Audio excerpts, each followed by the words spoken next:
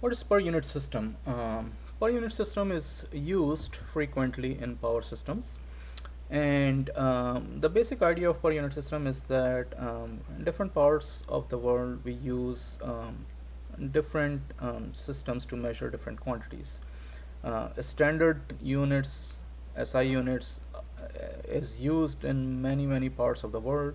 We don't use standard units in America. In some other countries in Europe, standard units are not used. So the idea of using per unit system is to create a system such that the value will be unitless. So you have a unitless value, and then you can take that value in any system, and based on a reference point in that system, you can calculate the actual value of that parameter or quantity in the system that is used in wherever you want to use, wherever you are in Europe or America or any other place.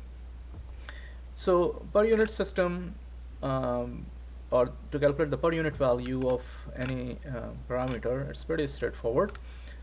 Any quantity x, the per unit value of x can be calculated as the actual value of x divided by a base value of x, and base value of x is chosen in any system that you are working with. That becomes a standard value based on which every other value is measured and a per unit value is calculated.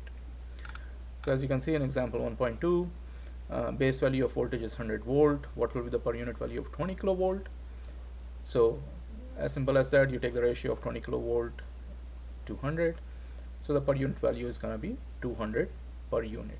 There is no units for per unit, we just put per unit basically. And if you have different bases, you can combine those bases to find another base and calculate the per unit value of that variable.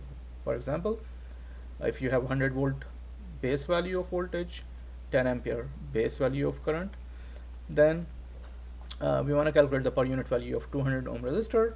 The first thing we're going to do is to calculate the base value of resistor using the base value of voltage and current using Ohm's law. So the base value of resistor turns out to be 10 ohm. So now we can calculate the per unit value of resistor.